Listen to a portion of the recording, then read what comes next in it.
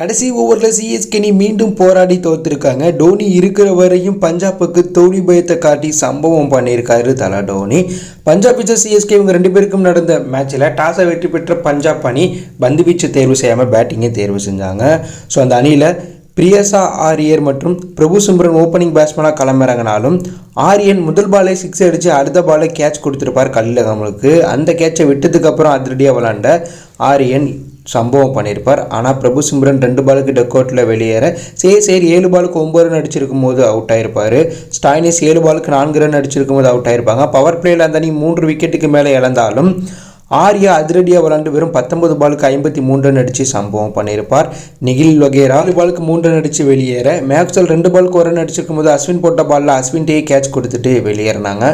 ஒரு கட்டத்தில் பஞ்சாப் அணி 8 ஓவர் முடிவில் 83 ரன் அடித்து 5 விக்கெட் இழந்திருந்தாங்க. அந்த கட்டத்தில் சிஎஸ்கே பவுலர்கள் ஃபீல்டர்கள் சிறப்பாக செயல்பட்டிருந்தால் 180லேருந்து 150 ரனுக்குள்ளே எதிரணியை போட்டெல்லாம் பண்ணியிருக்கலாம்.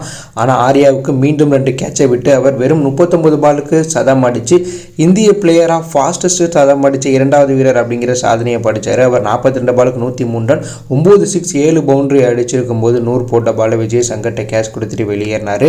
அடுத்ததாக உள்ள வந்த ஹான்சிங் மார்க்கோ ஜாக்சன் தொடக்கத்தில் கொஞ்சம் பொறுமையாக விளாண்டாலும் அவங்க 2 பேருக்கும் 2 கேட்சை விட்டு லைஃப் கொடுத்ததுனால அவங்க அதிரடியாக விளாண்டு பஞ்சாப் அணி 219 ரன் அடித்து சம்பவம் பண்ணாங்க. 20 ஓவர் முடிவில் 6 விக்கெட்டில் பிறகு பஞ்சாப் 219 ரன் அடித்தாங்க. சுஷாந்த் சிங் 36 பாலுக்கு 52 ரன்னும் மார்க்கோ ஜாங்சன் 19 பாலுக்கு 34 ரன் அடித்து சம்பவம் பண்ணாங்க. சிஎஸ்கே பஞ்சிச் தரப்பில் 14 ரன்களை வாரி கொடுத்தாரு. ஸோ 220 ரன் அடித்தா வெற்றின்னு ஒரு மிகப்பெரிய டார்கெட்டை நோக்கி களமிறங்கிய சிஎஸ்கே தொடக்கம் கொஞ்சம் அதிரடியாக இருந்தாலும் பவர் பிளேயில் இன்னும் கொஞ்சம் அதிரடியாக விளாண்டுருக்கலாம். ஏன்னா பவர் பிளேயில் சிஎஸ்கே பார்த்தீங்கன்னா ஒரு 56 ரன் அடிச்சிருப்பாங்க விக்கெட் இல்லாமல். ஸோ அதுக்கப்புறம் அச்சின் ரவீந்திரா 23 பாலுக்கு 36 ரன் அடிச்சிருக்கும்போது மேக்ஸ்வெல் போட்ட பாலில் கேட்ச் கொடுத்துட்டு வெளியேற ருத்ராஜ் கேட்வால் 3 பாலுக்கு 1 ரன் அடிச்சிருக்கும்போது ஃபர்கூசன் போட்ட பாலில் சுஷாந்த் சிங்கிட்ட கேட்ச் கொடுத்துட்டு வெளியேறி மீண்டும் ஒரு சேசிங்கில் ருத்ராஜ் பல்பு வாங்கிட்டார். ஸோ அதுக்கப்புறம் உள்ள வந்து டூபே கான்வே கூட பார்ட்டிசிபேட் வச்சு 2 பேரும் கொஞ்சம் அதிரடியாகவும் டெஸ்ட் மேட்ச் விளாண்டாங்க.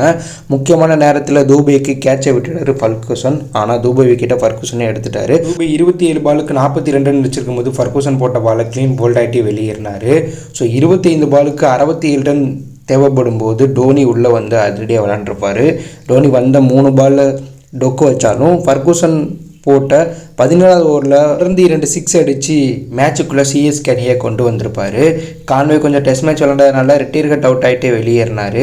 ஸோ உள்ளே வந்த ஜடேஜாவும் டெஸ்ட் மேட்ச் விளாட கடைசி ஒரு ஓவருக்கு சிஎஸ்கே வெற்றி வேற 28 ரன் தேவைப்படும். அந்த ஓவர் முதல் பாலில் டோனி 6 அடிக்க ட்ரை பண்ணி யுஸ்வேந்திர சகல்கிட்ட கேட்ச் கொடுத்துட்டு வெளியேறியிருப்பார். டோனி இந்த மேட்சில் 12 பாலுக்கு 27 ரன் 1 பவுண்டரி 3 6 225 கிட்ட ஸ்ட்ரைக் கட் வச்சு சம்பவம் பண்ணியிருப்பார். யாழ் டாகூர் கடைசி ஓவர் சூப்பராக போட்டதுனால சிஎஸ்கே 20 ஓவர் முடிவில் 5 விக்கெட்டில் பிறகு 201 ரன் மட்டும் அடித்ததுனால 18 ரன் வித்தியாசத்தில் பஞ்சாப் வெற்றி பெற்றாங்க. இந்த மேட்ச்சில் மேக்ஸ்வெல் 2 ஓவர் வீசி 11 ரன்களை விட்டு கொடுத்து ஒரு விக்கெட் எடுத்து கேம் சேஞ்சராக மாறினார். அதே போல் சகாலும் 1 ஓவர் வீசி 9 ரன்களை விட்டு கொடுத்தாங்க. இந்த 3 ஓவரில் சிஎஸ்கே ஒரு 18 ரன்னை தேத்தி இருந்தால் சிஎஸ்கே இந்த மேட்ச்சில் ஈஸியாக ஜெயிச்சிருக்கலாம். ஆனால் அது பண்ண தவறிட்டாங்க. மேலும் சிஎஸ்கே இந்த தொடரில் 4வது தோல்வி பெறாங்க. ஸோ இதுக்கப்புறம் சிஎஸ்கே நீ விளையாட போகிற அனைத்து மேட்ச்லையும் ஜெயிச்சாதான் சிஎஸ்கே அன்றைக்கி ஃப்ளையாக வாய்ப்பு இருக்குது. ஸோ சிஎஸ்கேனுடைய தோல்வியை பற்றி என்ன நினைக்கிங்க? இதுக்கப்புறம் சிஎஸ்கே நீ கம்பேக் ஆகி ஃப்ளையாக போக வாய்ப்பு இருக்கா? அப்படி ஒரு கருத்தை கமெண்ட்ல லீவ் பண்ணுங்கள்.